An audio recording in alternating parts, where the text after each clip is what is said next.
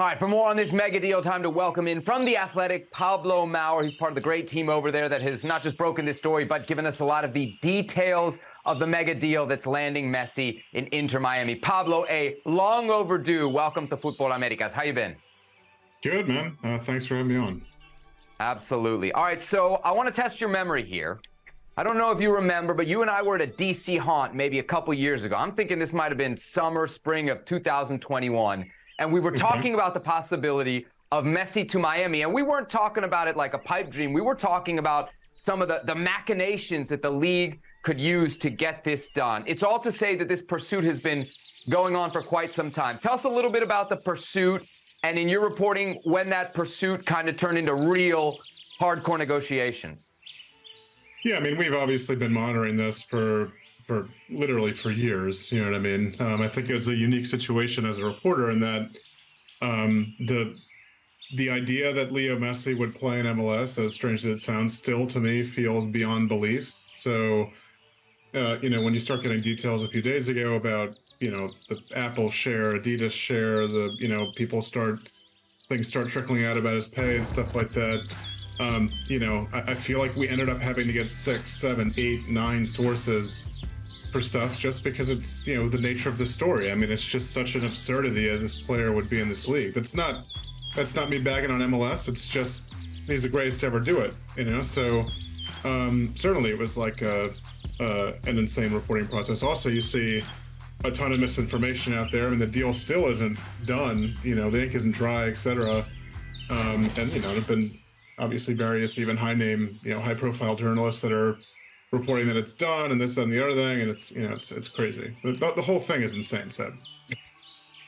Pablo, very quickly, that's one of the most impressive backdrops we've had on Football America, so congrats on that one. That's a slice of American soccer for you right there. I love it. Yeah. Secondly, Seb already mentioned $1.6 billion is what Leo Messi reportedly is turning down. You've already mentioned there's the Apple share side of things, so Apple money. There's Adidas money. There's a stake in future ownership. I guess what's the most important or relevant or something just factor in this deal that strikes out to you? I mean, it has to be the association with Apple. Even though that's a big question mark right now, how fruitful that relationship will be for Messi. Obviously, I'm sure there are tons of people globally who will, tune in, I guess, buy a season pass just to watch Leo play. The Adidas thing, when he has this, long-standing relationship with them, that wasn't entirely unexpected. To me, at the end of the day, it's not. It's a bizarre thing to say. Clearly, it wasn't about the money when this player is still probably going to make $150 million cash, and salary plus whatever these other things paid. Like you said, he has an option to, essentially an option to buy a piece of Miami, a piece of the franchise when he leaves, But at the end of the day, it's going to add up to a lot less than $1.5 billion, which is just like I can't even wrap my head around that. One of the strange things to me is that nobody's, it's like nobody's even asking, like, should anybody get paid $1.5 billion for anything? I mean, it's hard. It's like, it's just been hard to wrap your head around, man. Again. The money is crazy, right? Go ahead, Herc. No, I just want to clarify that future stake is Miami. Yeah. And okay. It is, it's not being given to him in the way that, I think in the build up to this, there was a lot of talk about him being given equity, the team, et cetera. This is almost like a stock option. I mean, he has the option to purchase, X amount of the club at a certain valuation. Okay. I'm trying to do the math here, just thinking about it. Like, let's say he gets, this would be really, I think, optimistic. Couple $100 million from Apple, from Adidas, from the ownership stake.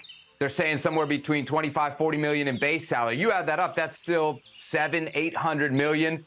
And we're not talking about American taxes yet. I mean, that 1.6 billion was going to be no tax, right? So you could say this guy turned down like $1 billion to come to MLS, I think, when you do all the math. It's obviously not just money. There's other things, too. It's lifestyle with Miami. It's also, I think, the coming World Cup, right? 2026. You've got 2024 Copa America. You've got the Argentine Federation with their facility coming here. Like, there's a lot of reasons that this makes sense. Pablo, I want to specifically, though, ask you about the salary here and, like, how this is going to go onto the books? Because there was a time not that long ago, a few years ago, where the max you would hear for an MLS contract was $5-6 million, and kind of everybody was operating under that reality. Then we see Lorenzo Insigne come in and get 14. Now we're talking about 25. At what point does MLS just need to say, if we're going to be giving guys Apple money and Adidas money, what's the point of a salary cap? What's the point of turning to the Colorado Rapids and saying, nah, you can't spend an extra $250K on a left back? Yeah, I mean, I think that the days are probably numbered of that. On the other hand, it is.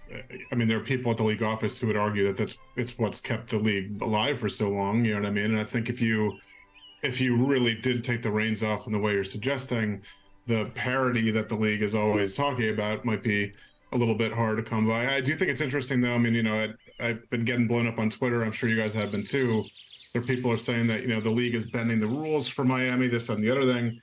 They're just not. I mean, he's a designated player. They could pay him $1 billion if they wanted to, and it would be the salary hit would be $600 and some odd change thousand. I mean, it's, you know, if Jorge and Jose Moss and David Beckham want to, you know, give him a king's ransom, they can. You know, now we'll have to see what happens to the rest of the roster, right? I think they might have to get creative there to fill it out. But no, I mean, it is. And you know, one last point, Seb, I think it does, like, look, man, if you're, say, 10 years from now, you know, 8, 9, 10 years from now, Kylian Mbappe's agent, or, you know, an agent for a player that, like, approaches Messi's ilk, I don't think we're going to see a generational talent like that in a while. But how are you not asking for Apple shares? How are you not asking for an ownership stake? I mean, I think it does set an interesting precedent for, you know, future super duper high profile stars. So, you know, I'm interested to see how that works out as well. You know, Barcelona had hoped to sign him, but couldn't really guarantee that they could register him. You know, and I'm thinking back in the day with the Galaxy when Zlatan Ibrahimovic came over here, they had to buy Giovanni Dos Santos. That was like $6.5 million to do so. Will Inter Miami and Major League Soccer have to do anything to make Messi fit into Miami that way? I don't believe so, man. I mean, again, because they only have 2 DPs right now, Rodolfo Pizarro and Leo Campana. You know, he'll be the third one. And if they want to add, you know, you hear all this chatter about Busquets, Jordi Alba, Luis Suarez is now one you're hearing these days. They could also, you know, they have a one-time buyout they could use on one of the other 2 DPs. They have a rack of allocation money, $1.5 million, I want to say, that they got for Bryce Duke and Ari Lassiter, you know, in April. So, I mean, there are options there. I mean, I think also one thing Miami has going for him is probably Chris Henderson, who's a super capable, well-regarded, you know, backroom person in MLS, and probably has his own ideas of how he wants to build this team. I don't know how much of his stamp has been on some of these rosters, you know, previously. So they have a chance to be very good. I don't know that they will be, you know, but we'll have to see what happens. All right. Now they can get him there. When are we going to see him there? When's he going to debut? I don't know, man. That's the tough one to nail down, right? I mean, I think the league, you know, sources at the league have told Paul Felipe I that Leagues Cup game on the 21st. That's like the ultimate target for them, and it's no surprise. Obviously, MLS has been pushing this league stuff as hard as possible, you know, since the inception of it. Essentially, I mean, I think there's definitely some chatter about moving that game from Drive Pink, which is obviously this tiny temporary venue, which is a whole other thing, by the way. The fact that Messi is going to be, it's like my head hurts. Moving that game to, you know, Hard Rock or a larger venue.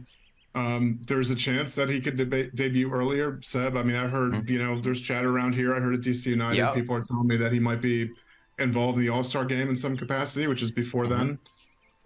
So who knows? I mean, you got to wait and see. I don't know. For all we know, he might be in Miami right now. Felipe and I are going to Miami tomorrow. You know, maybe to try and hunt him down, maybe just to see what's going on, you know, but who knows? Who knows where he is? July 5th is the opening of Major League Soccer's secondary transfer window. I believe Inter Miami's first game after that is here in the nation's capital against DC United. The tickets for that have already soared, even though he's probably not going to play. You point out that game on the 21st. Leagues Cup makes a lot of sense. But I think that All-Star game, if you could get him in the All-Star game, you might get some primetime eyeballs. That would really be a major event there for MLS. Real quick, one last thing here, Pablo, just on the idea of the rebuild in Miami. You seem to have some faith in Chris Henderson and the ability to kind of put this together. If we are talking about a last dance with some of his old Barcelona buddies, Luis Suarez has said it's impossible today, but that's what you always say until there's an offer in front of you. How much time would it take? Are we looking at a 2024 Inter Miami competitive, or do you think they could maybe even be competitive by the end of this year? Because without them being competitive, I think a lot of this impact potentially goes for naught. I mean, it's MLS, man. You know, they make one or two moves, and every single friggin' team in the conference makes the playoffs as it is. So is it really that insane to think that Miami could win 3 games in a row and, you know, be basically knocking on the door of that play-in game? You know, I think if they have a really aggressive summer window somehow, they could easily, you know, be in contention for something this year. When I say be in contention, I mean for a playoff spot, which again is one of the least valuable pieces of property in MLS because everybody gets one, you know. But I don't know. I mean, the whole thing really is sort of a crapshoot, right? It always has been with MLS. So I don't know. It's entirely possible they could be playing the postseason with Leonel Messi in front of 18,000 people in an industrial park in a temporary stadium. I have no idea. Pablo, they're 1 game away from an Open Cup final. He could be playing an Open Cup final. You think Leo wants to tap in on that, on the oldest competition in American soccer history?